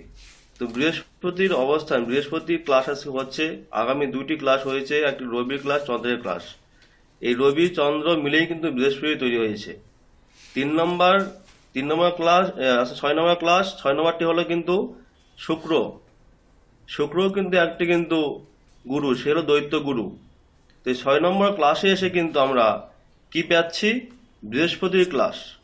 তাহলে বৃহস্পতি হলো দেবগুরু, এই দেবগুরু এবং দৈত্য গুরু দৈত্যগুরু কি দেয়? আমার দৈত্যগুরু সুখ, দৈত্যগুরু এই জগতে যত কিছু সুখ বিলাস বৈভব যা কিছু দিয়ে থাকে এই জগৎ থেকে, যা কিছু এই জগতের অভিলাষ, সে কিন্তু পূরণ করার প্রয়াস করে। আর দেবগুরু কি দিয়ে থাকেন? দেবগুরু দিয়ে থাকেন আধ্যাত্মিকতা, জ্ঞান, গরিমা এবং যত কিছু আমাদের অজানা বিষয় সে কিন্তু জানানোর জন্য সমস্ত জ্ঞান অর্জন করে থাকেন বৃহস্পতির মাধ্যম দিয়ে। তো বৃহস্পতি ক্লাসে আজকে 21 নম্বর তারিখে 21 তারিখে জন্মগ্রহণকারী ব্যক্তি কিরকম হতে পারে সেই বিষয়ে আমি দু চারটি কথা বলবো। দেখুন, 21 তারিখটি হলো 2 এবং 1 নিয়ে তৈরি হয়েছে। 2 হলো চন্দ্র মাতা এবং 1 হলো রবি। তো প্রথম হলো চন্দ্র। এই চন্দ্র মাতা এবং রবি কিন্তু হলো সেই পিতা। চন্দ্র কিন্তু আবার হলো আমাদের আত্মীয় স্বজন, আমাদের যা কিছু কিন্তু এই চন্দ্র থেকে কিন্তু তৈরি হয়, তার মাথা থেকে তৈরি হয়। আর রবি হলো আমাদের পিতা, রবি হলো আত্মা।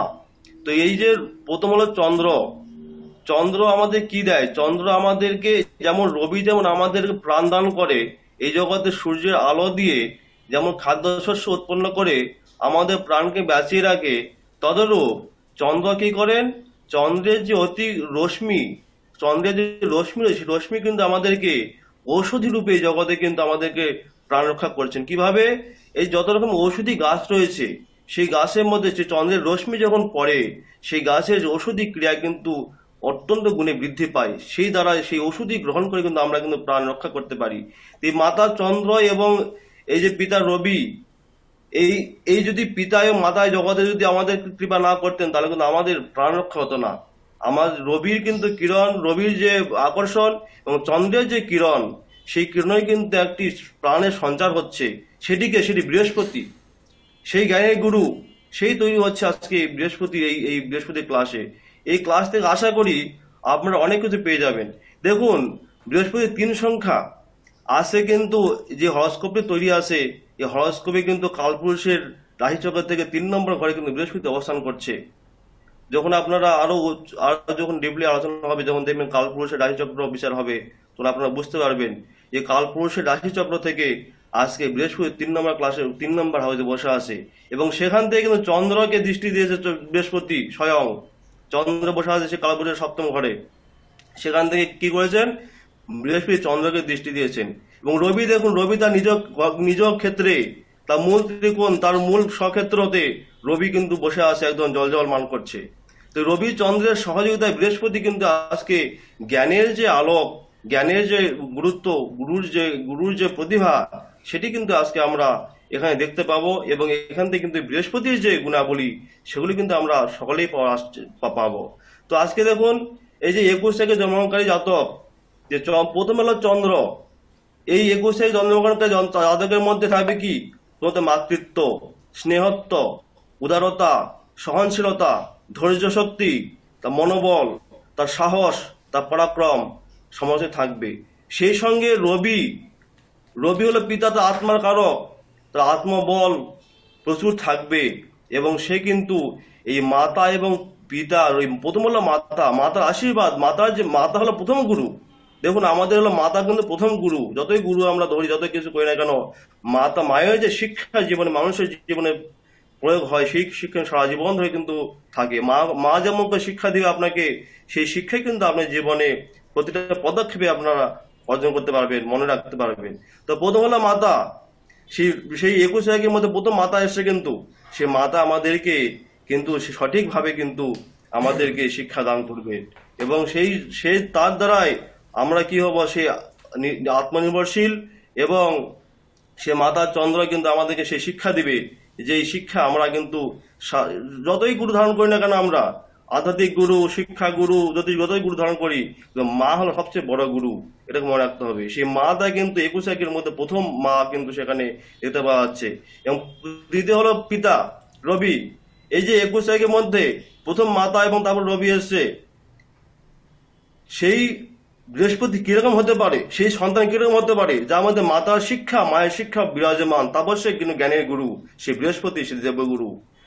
এই জন্য 21 জাতকের জন্মগ্রহণকারী জাতকের কিন্তু মধ্যে সমস্ত কিছুই তার মধ্যে মাতৃত্ব, স্নেহত্ব, এবং দেখুন এই জীবযোগ তৈরি করে কিন্তু বৃহস্পতি চন্দ্র মিলে।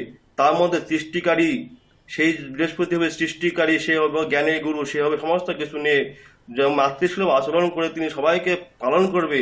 যেমন আজকে আমাদের গুরুদেব ডক্টর কেসি পাল মহোদয় তিনি কি করছেন, আমাদেরকে সন্তানের মতো তিনি কিন্তু পালন করছেন মাতার রূপে। শুধু শুধু উনি শুধু জ্যোতিষ গুরু না, তিনি কিন্তু মাতার স্থান অধিকার করে আমাদেরকে পালন করার চেষ্টা করছে, সেই স্থানটি অধিকার। সেরকমই এই যে 21 তারিখের মধ্যে যে জাতকের জন্মকে জাতকের মধ্যে কিন্তু আমরা সেই জিনিসটা দেখতে পাবো যে সেই গুরু শুধু গুরু না, শুধু অর্থ গ্রহণকারী গুরু হবে না, সেই গুরু আসলেই প্রকৃত গুরু হবে, সেই জ্ঞানকে বিতরণ করার মতো গুরু হবে এই বৃহস্পতি 21 তারিখ জন্ম জাতকের মধ্যে। তো আজকে এইটুকু বলার আমার সুযোগ হয়েছে, আর এইটুকুই রাখছি। গুরুদেবের কৃপায় আপনারা সকলে ক্লাস আস্বাদন করুন, খুব ভালো ক্লাস হবে এবং আপনারা এখান থেকে অনেক কিছু শিখতে পাবেন। আমাদের শুধু ক্লাস না, এটা হলো একটা গবেষণামূলক আলোচনা। আপনারা একটু মাইন্ডটা ফ্রেশ করে এই আলোচনার মধ্যে প্রবেশ করুন, দেখবেন আনন্দ লাগবে, আপনারা অনেক কিছু শিখতে পারবেন এবং আপনারা আমাদের সঙ্গে থাকবেন, আরো আনন্দ পাবেন। অসংখ্য ধন্যবাদ সুবীর মহন্ত স্যার আপনাকে। দেখুন এখানে একটি জিনিস আমি বলি, আমি আমার বোর্ডটাকে এভাবে দিয়ে আমি ক্লাস করব, এই তাহলে নিশ্চয়ই ভালো হবে, আপনারা উপরে দেখতে পাবেন আর আমার শুধু এই নাক আর মাথাটা দেখতে পাবেন। এটি দেখলে আপনাদের জন্য মনে হয় সুবিধা হবে, তো আমরা এইভাবেই বলি। কারণ অনেকে দেখুন ক্লাসে যেমন পল্লব কুমার সরকার এভাবে ছবি দিয়ে রেখেছেন, অর্থাৎ ঘুরে গেছে। অনেকে দেখা যাচ্ছে ক্যামেরা কোথায় আছেন তাকে দেখা যায় না, এই দেখতে দেয় না, কে দেখতে দেয় না, কেন সে লুকিয়ে রেখেছেন, কেন ভিডিও অফ করে রেখেছেন। তো অনেকে ক্লাসে বলেন যে বোর্ড দেখা যায় না বা ভিডিও দেখতে যে বোর্ড দেখা যায় না, যার জন্য আমাদের শিখতে অসুবিধা হয়। এগুলো কিন্তু আমরা পূর্বে বলেছি যে বোর্ড দেখানো হবে না, স্পিকার ভিউ দিলে আপনারা শিক্ষার্থীরা হচ্ছে 59 জন, ওখানে মাত্র 19 জনকে দেখায়। তো 19 জন আমাদের 59 জন শিক্ষার্থী, বাকিদের নাম আমরা কিভাবে দেখাবো? যেমন ভিভো V15 ম্যাডাম কিন্তু ওখানে লেখেননি, ওনার নাম লেখেননি, তাহলে ওনার নামটা ধরেন যারা পরে যোগদান করেছেন প্রথম 19 জন প্রকাশিত হবে। প্রকাশ হবে কি হবে না? বৃহস্পতির নক্ষত্র সংখ্যা কেন 7, যেটি জেকে দেব স্যার বলে গেলেন যে 7 হচ্ছে কেতু। আমি পূর্বেও বলেছি যে 7 সংখ্যা কেতুর সংখ্যা। তো কেতুর সংখ্যা সেই 7 নাম্বার নক্ষত্র হচ্ছে আপনার পুনর্বসু নক্ষত্র অধিপতি বৃহস্পতি, আবার 9 আর 7 16 নাম্বার নক্ষত্র অধিপতি বিশাখা, নক্ষত্র 16 নাম্বার বিশাখা নক্ষত্র, তার অধিপতি কেতু মানে বৃহস্পতি। তো সেটি 16 6 আর 1 7 সমান হচ্ছে সেই কেতু। আবার 16 ছাপে 25 নাম্বার 2 যোগ 5 সমান 7, সেই 25 নাম্বার নক্ষত্র কিন্তু আমরা জানলাম যে পূর্ব ভাদ্রপদ, যেটি বৃহস্পতির নক্ষত্র। তো এই যে 7 অন্তরালে রয়েছে, অর্থাৎ কে লুকাতে চান আর কে প্রকাশিত হতে চান। ওই যে বলেছি 3 তারিখের বৃহস্পতি, সে কিন্তু সে তার নিজ গুণে গুনগুন করে গান গেয়ে যাবে বা গুনগুন করে ঈশ্বর আরাধনা করে যাবে, কেউ টের পেল না। ঈশ্বর আদৌ আছে কি নেই তা তার দেখার প্রয়োজন নেই। এমনকি ঈশ্বর তাকে আশীর্বাদ করছে বা স্রষ্টা আশীর্বাদ করছে কি করছে না দেখার দরকার নেই। ক্লাসে স্যার কি বলছে কি বলছে না, যেমন স্যারের শুধু মাথার টাকটা দেখা যাচ্ছে, এটুকুই যথেষ্ট। কিন্তু আমরা তো বৃহস্পতি, অর্থাৎ আপনারা বৃহস্পতি, আজকে আমি হচ্ছে শুক্র বা আমি হচ্ছে রাহু, কারণ আমার ওই শুধু মাথাটুক টাকটুক দেখা যাবে আর বাকি অংশ দেখা যাবে না। তো এই যে চেপে রাখে, সেটি ওই নক্ষত্র সংখ্যা অনুযায়ী এই বৃহস্পতিকে কিন্তু চেপে রাখে। কারণ সূর্য উদিত হয়ে যে আলো দেবে, সেই আলো দিতে বাধা সৃষ্টি করে কিন্তু তার মধ্যে লুকায়িত ওই নক্ষত্র সংখ্যা কেতু। তাছাড়া দেখুন 12 তারিখে যিনি জন্মগ্রহণ করেছেন তিনি হচ্ছেন, আমরা লিখেছি পিতা যোগ মাতা। যাদের সংসারে দেখবেন যে বাবা মাতব্বর আর মা শান্তনম্র, বা মা পরে মা একটু মাথা নিচু করে থাকে, তিনি হচ্ছে 12 তারিখে জন্ম। অর্থাৎ পিতৃকারক যেহেতু রবি, চন্দ্র হচ্ছে মাতৃকারক, তো পিতা প্রাধানা সংসার সেটি। আর যেটি মাতা পিতা অর্থাৎ 21 তারিখ, যেটা সুবীর মহন্ত স্যার বললেন, আমি MRP লিখেছি, অর্থাৎ দেখবেন সেখানে মা মাতব্বর, মা প্রধান, মা চাকরি করে, মা উপার্জনক্ষম, পিতা দেখা যাচ্ছে আপনাকে দেখভাল করছে। কিন্তু আপনাকে কতটা দেখবে, কি করবে? 21 তারিখের জাতককে বিশেষ করে মা প্রধান, পিতা পরে, 12 তারিখের আগে পিতা পরে মাতা। তো এই আগে পিতা আমাদের কি দেবে আর পরে পিতা আমাদের কি দেবে বা কি নেবে, এটি আমাদের বুঝতে হবে। আজকের হাউসে আপনারা কেন বৃহস্পতি, এটি আমাদের বুঝতে হবে। এখানে উপস্থিতির সংখ্যা আপনারা দেখবেন সেটি বৃহস্পতির সংখ্যা। তো যখনই বৃহস্পতির সংখ্যা হয়েছে তখন আমি ধরে নিলাম যে হ্যাঁ, আজকে হাউস হচ্ছে বৃহস্পতি, আমরা হচ্ছে মানে সেই রাহু বা যাই হোক, পরেরটা আসি। আমি এবার আপনাদের ভোট ঠিক করে দেই, অনেক কিছু অন্যদিকে বলে ফেললাম। তবু এটি গবেষণার জন্য দরকার আপনাদের। এখানে সরাসরি সংখ্যাতত্ত্ব শেখানো হয় না, এটি কিন্তু গবেষণা শেখানো হয়, উদ্ভাবন করা শেখানো হয়, এটি মাথায় রাখতে হবে। তো সেই অনুযায়ী ওই যে গুপ্তবিদ্যার কারক জ্যোতিষ, যেটি আমাদের সুবীর মহন্ত স্যার বলে গেলেন, জ্যোতি যোগী, ঈশ্বরের জ্যোতি, ঈশ্বরের আলো কিভাবে পাবে? ওই যে নিষ্ক্রিয় রবি, 7 সংখ্যা হচ্ছে নিষ্ক্রিয় রবি। আপনারা যখন সংখ্যা 1 রবি লিখেছিলেন, 2 চন্দ্র লিখেছিলেন, 3 বৃহস্পতি লিখেছিলেন, 4 রাহু লিখেছিলেন, 5 বুধ লিখেছিলেন, 6 শুক্র লিখেছিলেন, 7 যখন কেতু লিখেছিলেন বলেছিলাম পাশে নিষ্ক্রিয় রবি লিখে রাখুন। এমনকি 8 কে শনি লিখুন, 9 কে মঙ্গল লিখুন। এই যে নিষ্ক্রিয় রবি, অর্থাৎ একটু মিউট করে দিন। 12 তারিখে তিনি সক্রিয় রবি আর 21 তারিখের জন্য নিষ্ক্রিয় রবি, কিন্তু দুজনের সঙ্গেই তো 7 নাম্বার নক্ষত্র রয়েছে। তো যার জন্য আমাদের যদি আরো ডিপে যাই, ক্লাস আপনাদের কঠিন হয়ে যাবে। সেটি হচ্ছে নক্ষত্রের চরণ। ওই নক্ষত্রের চরণ যখন পাবো, দেবগুরুর কি মাথা পায়? দেবগুরুকে কখনো মাথায় হাত দিয়ে তাকে আশীর্বাদ করতে হয়, নাকি তার চরণ পেতে হয়? সেই যে চরণ পেতে হয়, বিশেষ করে চরণটুকু পাওয়া, এটুকুই হচ্ছে সব থেকে বড় প্রাপ্তি। তো সেটি পেতে আমাদের অনুধাবন কিভাবে করতে হয়, সেই অনুধাবন করায় হচ্ছে এই 12 তারিখও করায়, 13 তারিখও করায়, 21 তারিখও করায়। তো 21 তারিখ যখন করায়, সেটি আগে মমত্ব দিয়ে, আগে মাতৃশিক্ষা দিয়ে সবাই শেখে, কারণ মাতৃভাষা, পিতৃভাষা বলে না। তো সেই মাতৃভাষা দিয়ে মানুষ শেখায়। তো মাতৃভাষা দিয়ে কেমন শেখাবে, সেটিও কিন্তু এই বৃহস্পতি নির্ধারণ করবে যে কি শিখাবে। কারণ পরে মার কাছ থেকে শিখে সে অতি মাতব্বর হবে, কারণ রবি হচ্ছে শ্রেষ্ঠত্বের প্রতীক, মানে সে যশস্বী, খ্যাতিমান বা আত্মকারক রবি। সে নিজেকে গড়ে উঠবে মায়ের শিক্ষা পেয়ে।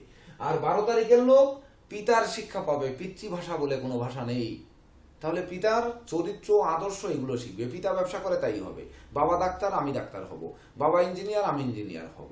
এই যে টান বা ওই যে ইচ্ছা, ওই ইচ্ছা জাগ্রত করবে। পরে তাকে চন্দ্রের মলিনতা দিয়ে, শান্ততা দিয়ে, ভদ্রতা দিয়ে, ভালোবাসা দিয়ে, প্রেম প্রীতি দিয়ে, রোমান্স দিয়ে, হাসতে খেলতে নাচতে ওই তাকে গুরু বানাবে। কিন্তু আগে কিন্তু তাকে বানাচ্ছে না, তারা আগে কিন্তু তার ভাবার সুযোগ দিচ্ছে না। আবেগ অর্থাৎ প্রসার এগুলো আগে কিন্তু 12 তারিখের ব্যক্তির করাচ্ছে না, বরং 21 তারিখের ব্যক্তির আগেই সে মনে করছে যে আমি আগে দরকার আমার চলমান বা আমার চলা। ওই যে জ্যোতিষশাস্ত্র, গুরুমুখী বিদ্যা, গুরুর কাছে প্রত্যেককে ছুটতে হবে। সেটি কোন বৃহস্পতি ছুটবে? 21 তারিখের লোক ছুটবে, কারণ চন্দ্র গতিশীল গ্রহ, সর্বদা চলমান। যেমন চন্দ্রের ব্যবসা তরল ব্যবসা, তরল সর্বদা নিম্ন দিকে প্রবাহিত হয়, এটি বুঝতে হবে। তাহলে তরল দ্রব্য, water has a no colour, জলের কোনো রং নেই। সে রঙে যে পাত্রে রাখা হবে সেই পাত্রের রং ধারণ করবে। তাহলে 21 তারিখে জন্মগ্রহণকারী জাতক জাতিকা ওই রংটা পাবে। কার রং পাবে? সে যে পাত্রে রাখা হবে সেই পাত্রে, সে সর্বদা নিচের দিকে ধাবিত হবে। তো আগে যে মাথা নত করবে সেই প্রকৃত সাধক হবে, না যে আগে মাথা উঁচু করে ঘাড় তাড়া হবে সেই আগে গুরু কৃপা পাবে? ভেবে দেখুন। অর্থাৎ 12 তারিখের লোক গুরু কৃপা পাবে না। যেমন আমি পাই না, আমার গুরুরা আমাকে কখনো এই পর্যন্ত শিষ্য হিসেবে মেনে নেন না। আমি জগতের বুকে কোনো গুরুর চরণে আমি শিষ্য হিসাবে দাবি করতে পারিনি, এটি আমার ব্যর্থতা। কারণ ওই যে আগে রবি রয়েছে, এই রবি থাকার কারণে আমি কিন্তু পারিনি। যাদের 21 তারিখে জন্ম তারা মমত্ব দিয়ে দেখবেন গুরুর পা ধরেছে তো ধরেছে, আর ছাড়তে পারেনি। এমনকি আপনারা একটি গল্প শুনেছিলেন বা পত্রিকায় দেখেছিলেন, ডক্টর APJ আবুল কালাম আজাদ, নাকি APJ আবুল কালাম ভারতের এই সাবেক রাষ্ট্রপতি। উনি যখন উনি যখন রাষ্ট্রপতি হয়ে প্রথম উনার ওই তামিলনাড়ু রাজ্যে উনি যখন আসেন, উনি তো ছোটবেলায় খবরের কাগজ বিক্রি করতেন, অনেক কষ্টে জীবন যাপন করতেন, ঠিক আমার থেকে মনে হয় আরো বেশি। তো সেই কষ্টের ভিতর দিয়ে উনি প্রতিষ্ঠিত হয়েছেন, দেশের সর্বোচ্চ আসন উনি লাভ করেছেন। বিদ্যায় উনি একজন আয়রন ম্যান, কারণ উনি পরমাণু বিজ্ঞানী। উনি নিজে ফ্লাইট ড্রাইভ করে উনি নিজে অফিস করেন, আবার নিজে উনি রাষ্ট্রপতি থাকাকালীন সময় কিন্তু এটি করেন। জীবনী পড়বেন তাহলে বুঝতে পারবেন। তো উনি যখন রাষ্ট্রপতি হয়ে যখন ওনার এলাকায় আসেন, তখন চতুর্পাশে ফুল নিয়ে সবাই রাস্তার পাশে তো বোঝেন যে রাষ্ট্রপতি আসছে, তাহলে তাকে শুভেচ্ছা জানাতে হবে, তানাকে শুভেচ্ছা কেমন হওয়া উচিত এটি তো ভাবেন। তো শুভেচ্ছা জানাতে জানাতে সবাই দাঁড়িয়ে আছে, এক ভদ্রলোক ওখান থেকে যে রাষ্ট্রপতিকে জড়িয়ে ধরেছে। আচ্ছা, রাষ্ট্রপতিকে জড়িয়ে ধরা বলেন তো, ওখানে সাথে সাথে তার ফোর্স নিশ্চয়ই ফায়ার করে তাকে উড়িয়ে দেবে। কিন্তু রাষ্ট্রপতি কি করলেন, যিনি জড়িয়ে ধরেছেন উনার পায়ে হাত দিয়ে প্রণাম করলেন। উনি ওখানে রাষ্ট্রপতিকে জড়িয়ে ধরে বলছে, কালাম তুমি আমাকে চিনছো না, আমি তোমার অমুক স্কুলের শিক্ষক।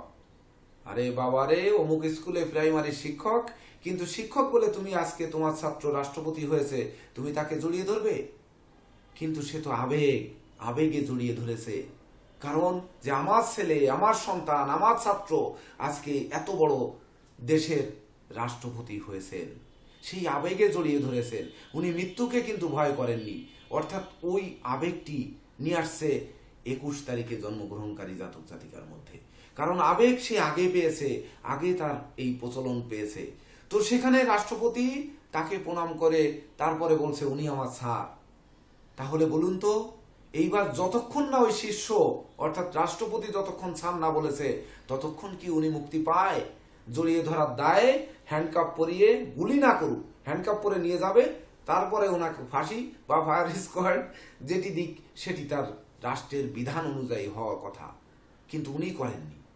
অর্থাৎ এই মমত্ব কে দিয়েছে? অর্থাৎ আগে মায়া, তারপরে ওনার রাষ্ট্রপতি। তো সেই বৃহস্পতি দেবতাদের গুরুর আসনে অধিষ্ঠিত উনি হয়েছেন।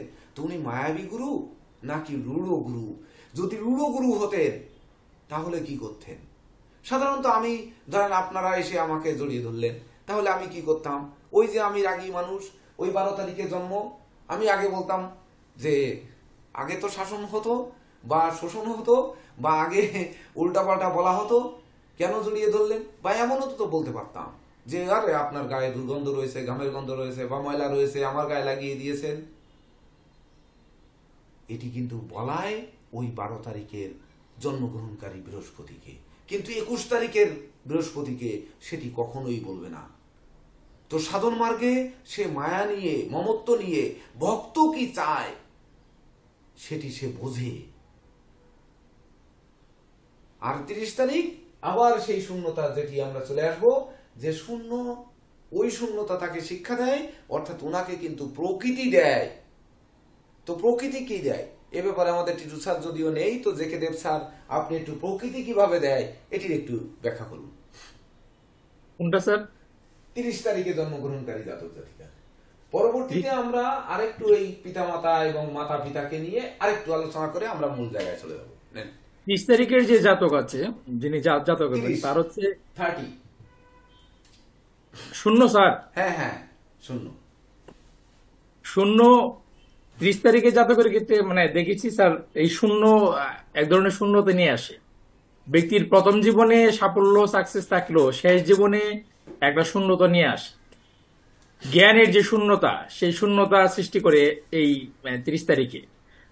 এই শূন্য হচ্ছে আমাদের মানে বৃহস্পতির জ্ঞানকে আমাদের সবসময়, আমরা বৃহস্পতির যে চরিত্রটা দেখি সে হচ্ছে নির্লিপ্ত চরিত্র দেখে।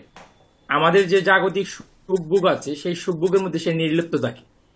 তো এই 30 তারিখের যে শূন্য আছে সেই শূন্য হচ্ছে ব্যক্তিকে নির্লিপ্ত করে দেয়, অর্থাৎ সমস্ত যে জাগতিক চিন্তা ভাবনা আছে সেই চিন্তা ভাবনাটাকে তার মধ্য থেকে সরিয়ে ব্যক্তিকে এক ধরনের মানে অন্তঃসার শূন্য করে দেয়।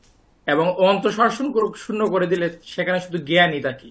যখন শুধু একজন মানুষের মধ্যে শুধু জ্ঞানেরই আধার হয়, যখন সেটা জ্ঞানের কলসিটা, তার যে দেহ কলসিটা জ্ঞানে পরিপূর্ণ থাকে, তখন এখানে অন্য কোনো কিছু থাকে না।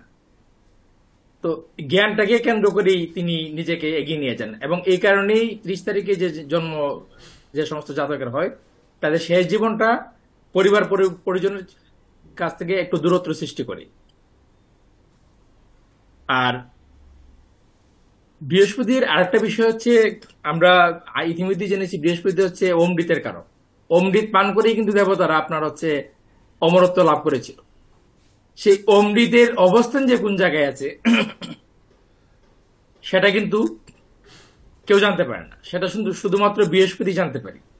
তো বৃহস্পতি যেমন জানতে পারে অমৃতের অবস্থান, আমরা ওই 3টি যে নক্ষত্র আছে, একটা নক্ষত্র হচ্ছে পুনর্বসু। পুনর্বসু নক্ষত্রের একটু ডিপ আলোচনা করলে ওই প্রতীকটা নিয়ে আলোচনা করা যায়। সেখানে হচ্ছে আপনার তুনির দেখা যাচ্ছে, যেখানে তীর রাখা হয়। তা আমরা তীরন্দাজ যারা আছে, আমরা জানি তীরন্দাজ তারা তখনই সফল হয় যখন হচ্ছে আপনার বারবার, পুনর্বসু মানে হচ্ছে পুনর্বার। তো পুনর্বার মানে হচ্ছে তীর যখন আপনি বারবার বারবার বারবার পরিচালনা করবেন, তখনই আপনার লক্ষ্যে গিয়ে তীর পৌঁছবে এবং আপনি অনুধাবন করতে পারবেন যে আপনি তীরন্দাজ হয়েছেন। তেমনি ভাবে 16 নম্বর যে নক্ষত্র, সেটা হচ্ছে ইন্দ্র এবং অগ্নি। ইন্দ্রের হচ্ছে রাজকীয় তেজ, আর অগ্নির হচ্ছে সে জ্বালাময়ী ভাব। আবার হচ্ছে রবি এবং শুক্র। রবি এবং শুক্র হচ্ছে দারিদ্রতা। দরিদ্র হচ্ছে আপনার যারা অর্থ কষ্ট যেটা বোঝায়, দারিদ্রতা হচ্ছে ওটা কিছুর ঘাটতি। ঠিক আছে। তো এই ইন্দ্রাগ্নি যেটা 16 নম্বরে আছে, সেখানেও কিন্তু কেতুর সংখ্যা। সেখানে আমরা যদি সেই প্রকৃত জ্ঞানকে অর্জন করতে পারি, তাহলে আমাদের যে সমস্ত নেগেটিভিটি আছে, সেই নেগেটিভিটিকে অগ্নির আগুন দ্বারা মানে জ্বালিয়ে পুড়িয়ে আমরা সেই ইন্দ্রের আসনে কিন্তু আমরা বসতে পারবো, মানে সর্বোচ্চ শিখরে আমরা বসতে পারবো। আর 25 তারিখে হচ্ছে আপনার চন্দ্র এবং বুধ। বুধ এবং বুধ কিন্তু, চন্দ্র যদিও কাউকে শত্রু মনে করে না, কিন্তু বুধ কিন্তু চন্দ্রকে শত্রু মনে করে। আবার এই বুধই কিন্তু চন্দ্রের মানে সন্তান। তো চন্দ্র হচ্ছে আমাদের মন, আর বুধ হচ্ছে আমাদের বুদ্ধি। মন এবং বুদ্ধি যখন এক করে আমরা কোনো কিছু চাই, তখনই হচ্ছে আমাদের সেই জ্ঞান লাভ হয়, আমরা সেই সত্য লাভ করতে পারি। আমাদের সনাতন হিন্দু ধর্মে বলা আছে যে আমাদেরকে ঈশ্বরকে আমরা পাবো, কখন পাবো? যখন আমরা মন বুদ্ধি এক করে ঈশ্বরকে ডাকবো। তো সেই মন বুদ্ধি এক করে ঈশ্বরকে ডাকবো, সেই 2 এবং 5 মন এবং বুদ্ধির সমন্বয়ে যে 7 সংখ্যা হচ্ছে, যে কেতুর সংখ্যা হচ্ছে, যেটা হচ্ছে বৃহস্পতির নক্ষত্র পূর্ব ভাদ্রপদ। নক্ষত্রের আমরা যদি প্রতীকটাকে দেখি, সেটা হচ্ছে মানে একটা হচ্ছে শয্যাকাঠের মাথার দিক, আবার হচ্ছে ঘাত বা শেষ শয্যা। তো এই পূর্ব ভাদ্রপদ নক্ষত্রের যে ব্যাপার, সেটা হচ্ছে জ্ঞানের একটা আতিশয্য সৃষ্টি করে। জন্মচকে যাদের আপনার দেখবেন পূর্ব ভাদ্রপদে, যে সমস্ত ব্যক্তির জন্মচকে পূর্ব ভাদ্রপদ নক্ষত্রের উপস্থিতি আছে, তারা দেখবেন মানুষকে একটু আঘাত দিয়ে কথা বলে। ঠিক আছে। এবং এক ধরনের একটা অহংকার থাকে। সে আঘাত দিয়ে কথা বললো, আবার দ্বিতীয়ত বলবে যে আমি সত্য কথাই বলছি। তো এই যে আঘাত এবং এই যে প্রত্যাঘাত, এইগুলা কিন্তু এই যে পারস্পরিক যে মিত্রতা নাই গ্রহের, চন্দ্র এবং বুধের, এগুলার প্রভাবে কিন্তু সৃষ্টি হয়ে থাকে। তো এই কেতু যে সপ্তমের কারক, যে হচ্ছে গুপ্তবিদ্যার কারক, সেই গুপ্তবিদ্যা, সেই অকাল্ট সায়েন্স, সেই শূন্যতাকে পূরণ করে সেই জ্ঞানকে আমাদের মধ্যে প্রজ্বলিত করে, সেই আদর্শকে আমাদের মধ্যে প্রজ্বলিত করে। স্যার, অসংখ্য ধন্যবাদ জেকে দেব স্যার। আপনার ভিতরে কয়েকটা নিগুড় তত্ত্ব উঠে আসছে। সেটি হচ্ছে 7 নাম্বার নক্ষত্রের জন্মগ্রহণকারী জাতক জাতিকা, সেই সঙ্গে 16 নম্বরে শুক্র এবং রবি যে দারিদ্র যোগ তৈরি করে। তো দারিদ্র একটি শিক্ষা কিন্তু দেয়, বিশেষ করে তাকে স্বচ্ছ সুন্দর নিট অ্যান্ড ক্লিন করে। তো ওই যে 16 তারিখের কেতু, অর্থাৎ তিনি কিন্তু, যদিও কেতুর ক্লাসে আপনারা পাবেন, তো সেটি শুক্র কি দেয়? শুক্র সুখ, শান্তি, ধন, ঐশ্বর্য দেয়, কিন্তু তার আগে যে তার আত্মকারক আমিত্ব রয়েছে, অর্থাৎ আমার বাড়ি, আমার ধন, আমার জন, আমার সবকিছু, আমার এই কোচিং সেন্টারের সব শিক্ষার্থী, এই আমার করে কিন্তু এই 16 তারিখের নক্ষত্র। অর্থাৎ আমার করে আমার কিন্তু কেউ নয়। যেদিন ওই পরপারের যাত্রা হবে সেদিন বোঝা যাবে যে আমার কে, বা আমার বাড়ি, আমার গাড়ি, আমার সব, এই সব তখনই আসবে, এমনকি আমার মোবাইল। তাও 27 তারিখে যেটি জেকে দেব স্যার সুন্দর বলেছেন, 25 তারিখে, মানে 25 নাম্বার নক্ষত্র যেটা বলেছেন যে মমত্ব এবং বুদ্ধিমত্তা, এই দুটি মিলে আমাদের যে নক্ষত্র 25 নাম্বার নক্ষত্র, যেটি হচ্ছে পূর্ব ভাদ্রপদ, অধিপতি বৃহস্পতি। এই বৃহস্পতির মধ্যে মমত্ব, বুদ্ধিমত্তা, বিচক্ষণতা, কৌশল, অধ্যাবসায় রয়েছে। কিভাবে বৃহস্পতি রয়েছে? ওই বৃহস্পতির ক্লাসের 7 নাম্বার নক্ষত্রের সঙ্গে যখন আমরা 3 যুক্ত করব তখন। যাই হোক, এটা আমরা নিয়ে দীর্ঘায়ু করব না এই আলোচনা, এটা পরে। এবার আমরা আসবো 30 তারিখে একটু, যেহেতু আমাদের আমাদের টিটু দাস স্যার নেই, তো 30 তারিখে একটু অপূর্ণতা রয়ে গেছে, আমি আর একটু বলতে হবে এখানে। সেটি হচ্ছে, দেখুন 30 হচ্ছে শূন্যতা। আমরা উপবাস করি, উপবাস করে তারপর দেবীর উদ্দেশ্যে অঞ্জলি প্রদান করি। বা সকালে অনেকেই না খেয়ে দ্রুত যে 8টার সময় ক্লাসে যোগদান করতে হবে, সকালে ঘুম থেকে উঠেই আপনারা বসে গেছেন ক্লাস করার জন্য। তার মানে এই যে শূন্যতা, তো শূন্যতা আমাদের কি শিক্ষা দেয়? যে পেট শূন্য, অর্থাৎ শরীর শূন্য। তো শূন্য, এই বৃহস্পতির পেট হচ্ছে শূন্য, তো শূন্যতার কি শিক্ষা দেয়? দেখুন শূন্যতা কি শিক্ষা দেয়। ওই যে শিল্পী নকুল কুমার বিশ্বাস বলেছেন যে বাটাতে চিনি সাজিয়ে কাকে করছো আহ্বান, এতই যদি চিনির ভক্ত হইতেন হরি ভগবান, তবে তাকে পাইতেন আগে চিনির কলের ম্যানেজার। কারণ চিনি সাজিয়ে যদি ভগবানকে আরাধনা করা যেত, তাহলে কিন্তু ওই চিনির কলের ম্যানেজারের প্রচুর চিনির বস্তা বস্তা চিনি, সেই আগে কিন্তু ভগবানের সাক্ষাৎ পেতেন। তো আমি পূর্বে বলেছি